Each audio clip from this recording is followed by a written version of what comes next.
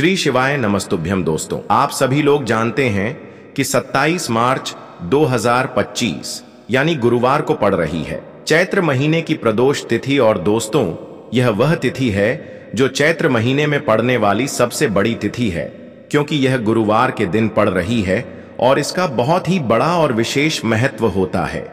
पूज्य गुरु जी ने कहा है, अगर कभी भी मौका लग जाए और चैत्र महीने का प्रदोष व्रत गुरुवार को पड़ जाए तो आप लोगों को 7 चावल के दाने का उपाय तो अवश्य ही करना चाहिए। इन दोनों का संयोग बहुत ही कम आता है। और दोस्तों, पूज्य गुरु जी ने अपनी शिव महापुराण की कथा में बताया है, इस दिन आपको 7 चावल दाने वाला उपाय तो अवश्य ही करना चाहिए, क्योंकि ऐसा दिन पूरे साल में सिर्फ एक ही बार आता है। और दोस्तों, आप सभी लोग जानते हो कि प्रदोष व्रत का अगर सबसे बड़ा कोई उपाय है तो वह 7 चावल के दाने वाला उपाय है। तो दोस्तों, इस गुरुवार प्रदोष व्रत के दिन आप लोगों को इस 7 चावल दाने वाले उपाय को जरूर करना है। बहुत सारे लोग होंगे जिन लोगों ने इस उपाय को ना किया हो, मतलब पूरा साल गया और उन्होंने किसी भी दिन इस 7 चावल दाने वाले उपाय को ना किया हो। पर दोस्तों, आपके पास एक आखिरी मौका बचा हुआ है जो कि 27 मार्च के दिन है। तो इस दिन आप लोगों को इस वाले उपाय को जरूर कर लेना है।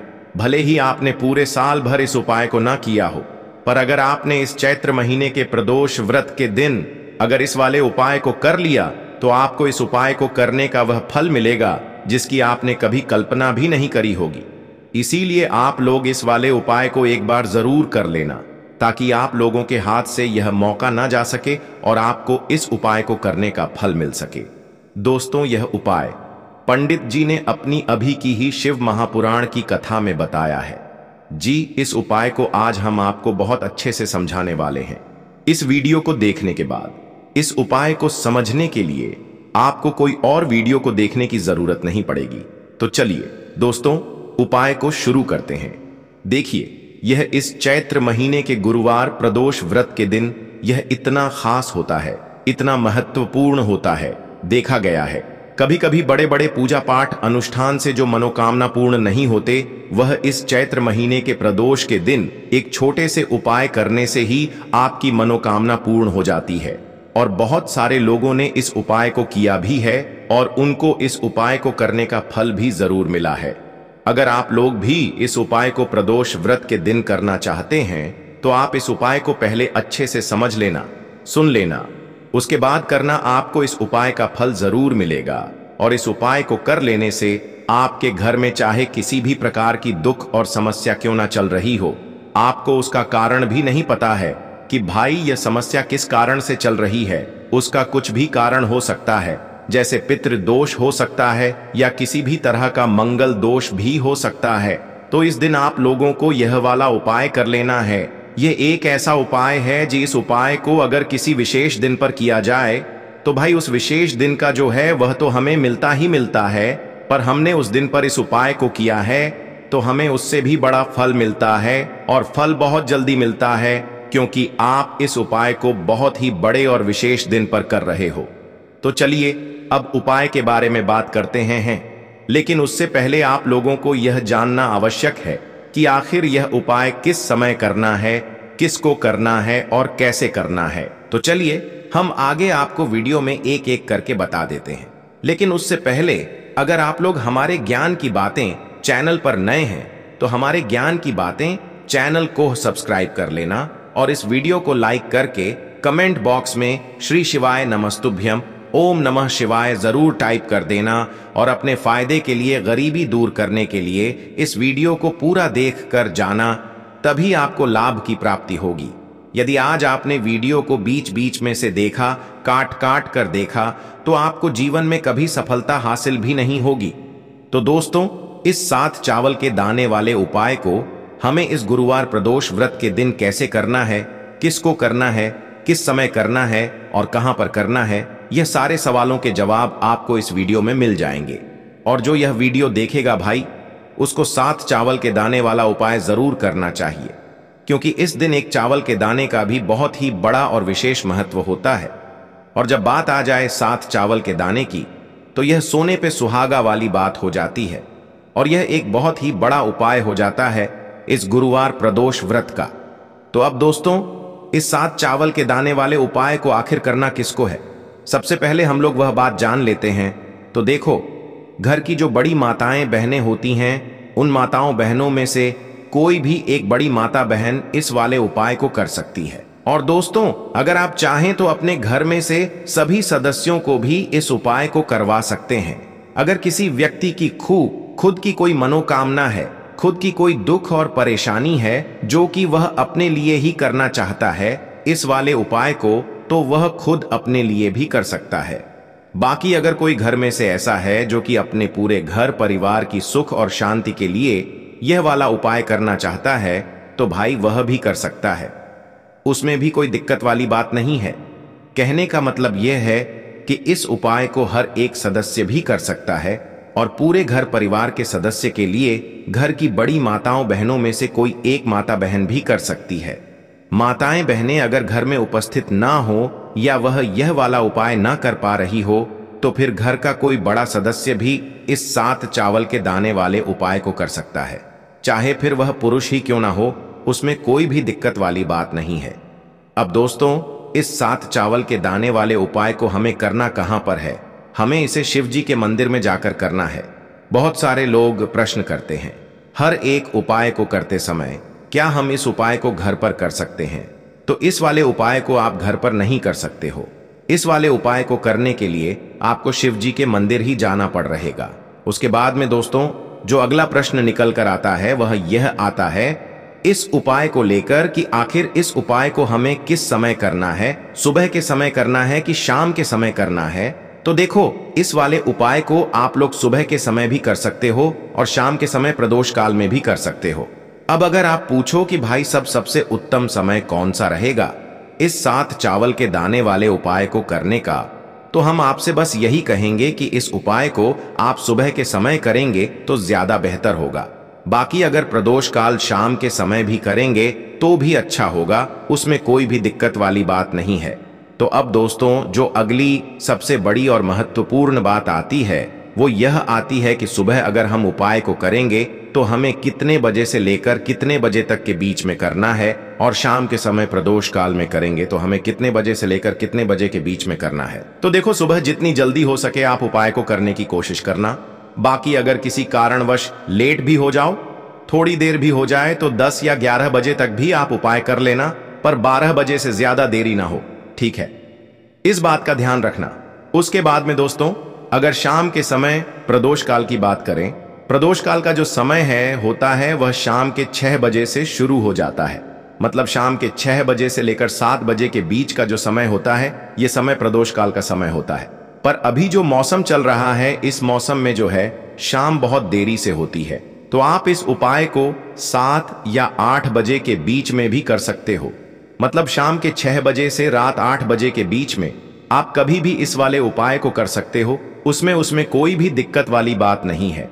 अब दोस्तों, यहां पर इस उपाय को लेकर एक और सबसे बड़ी बात यह निकल कर आती है कि इस 7 चावल के दानों को हमें लेना कहां से होता है, और हमें इस उपाय को करने के साथ में क्या और कुछ भी सामग्री ऐसी होती है जो शिव जी के मंदिर लेकर जानी पड़ी रहती है। तो देखो, यहां पर हम आपको बता दें, सबसे पहले आप लोग यह जान लो कि यह जो 7 चावल के दाने वाला उपाय है, सिर्फ और सिर्फ आप उपाय की सामग्री लेकर कभी भी शिव जी के मंदिर मत जाना, क्योंकि हमें भगवान के सामने यह नहीं दर्शा है कि अगर हम भगवान शिव जी के मंदिर आए हैं तो अपने फायदे के लिए आए हैं। तो इसलिए जो भी पूजन सामग्री है, उपाय सामग्री है 7 चावल के दाने, इसके साथ में आपको पूजन सामग्री भी जरूर लेकर जाना है।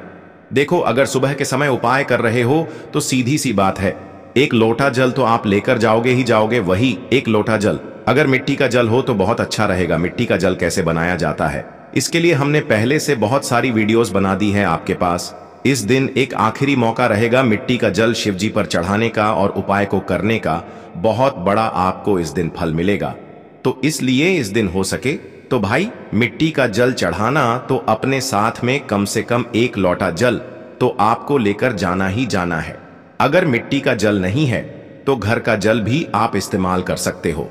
इसके अलावा जो भी पूजन सामग्री है, देखो 7 चावल के दाने यह अलग आपके रहेंगे और जो आपकी पूजन सामग्री रहेगी वह अलग रहेगी। पूजन सामग्री में आप जो भी चीज लेकर जाना चाहे वह लेकर जा सकते हैं। उसमें कोई भी दिक्कत वाली बात नहीं है। वहीं अगर हम बात करें शाम के समय की, तो शाम के समय शिव जी पर जल नहीं चढ़ता है। इसीलिए शाम के समय आप लोग एक दीपक तैयार कर लें, जो कि गोल बत्ती का, आटे का, शुद्ध देसी गाय का घी का होगा, है ना। इस बात का आप लोगों को ध्यान रखना है और इस दीपक को आपको घर से जलाकर नहीं लेकर जाना है, भगवान शिव जी के मंदिर में जाकर ही जलाना है। इस बात का भी आप लोगों को ध्यान रखना है। अब दोस्तों, यहाँ पर हमें इस बात को समझना है कि यह 7 चावल के दाने हमें लेना कहाँ से है। क्या हमें दुकान से लेकर आना है, या हमें अपने घर से लेना है, या कहाँ से लेकर आना है, और कौन से चावल लेना है, क्योंकि चावल भी बहुत प्रकार के होते हैं। तो देखो, इन सभी सवालों के जवाब आप लोग एक बात में सुन लो कि भाई यह जो उपाय है, इस उपाय में आपको यह नहीं देखना है कि भाई कौन से चावल है, कौन से चावल नहीं है।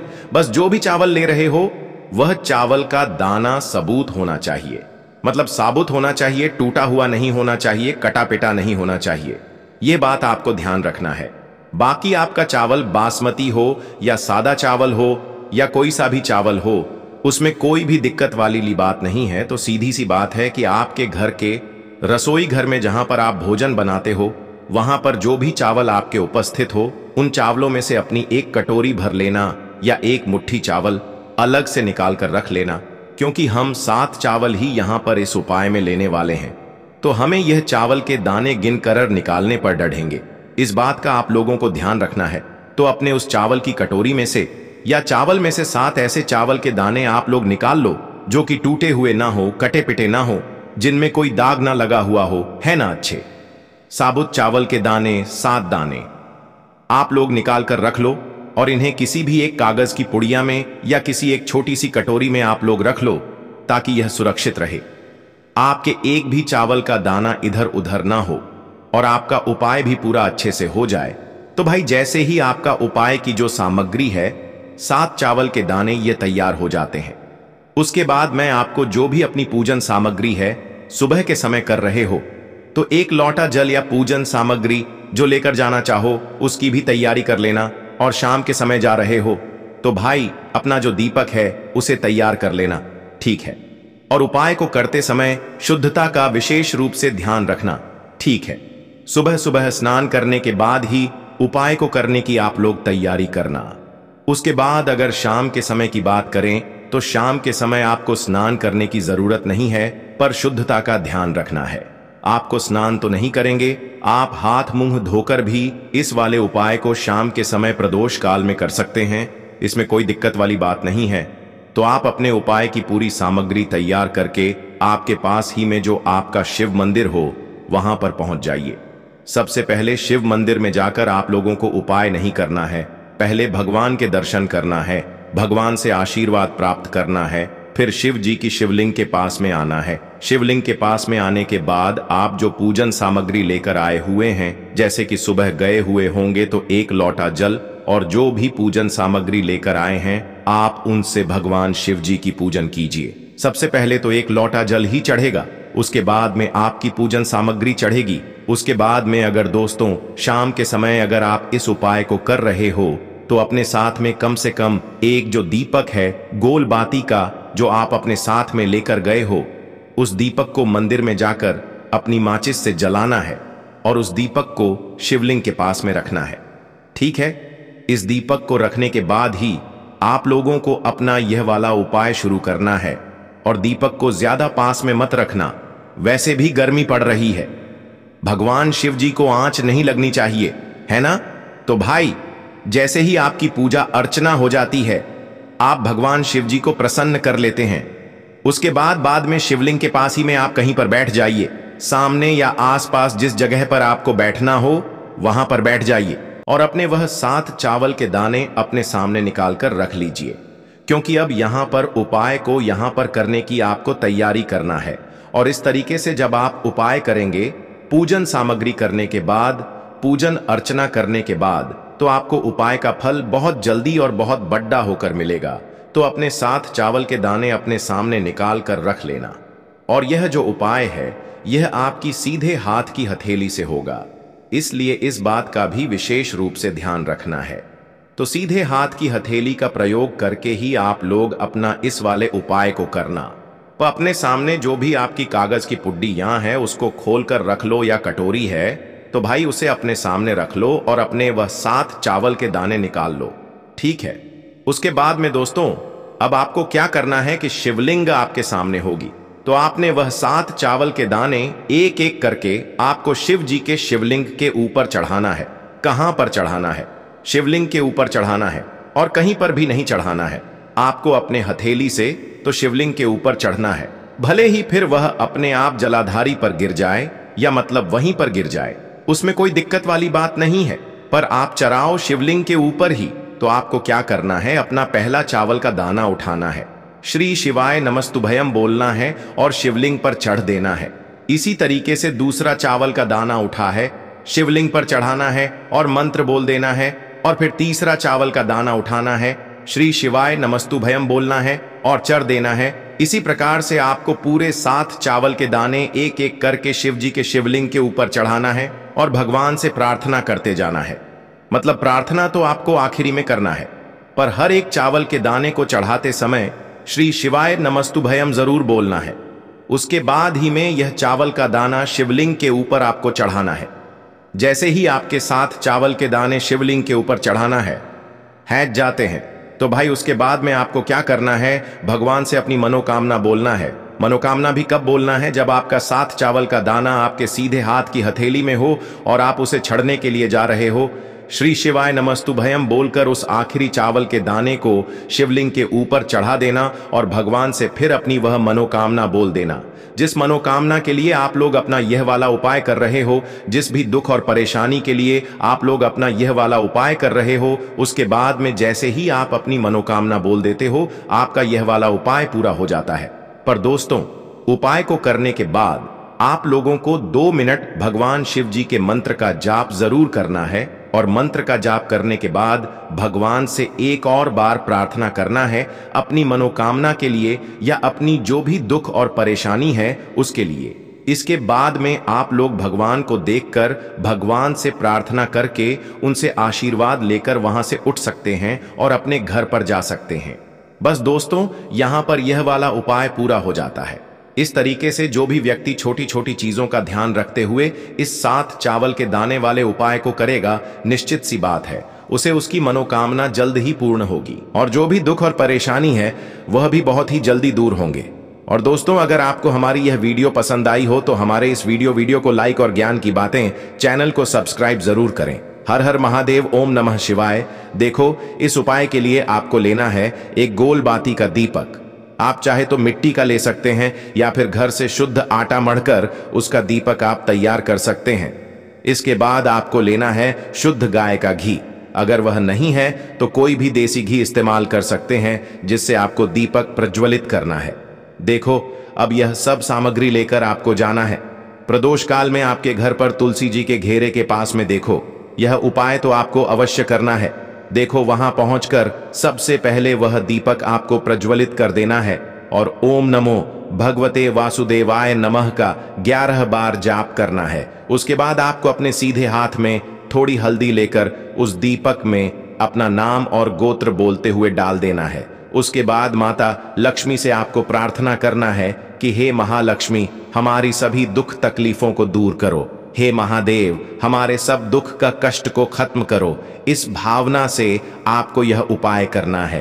तो दोस्तों, यह थे पूज्य गुरु जी द्वारा बताए गए कुछ बहुत ही खास उपाय। अगर आपको जानकारी अच्छी लगी हो तो वीडियो लाइक करिएगा।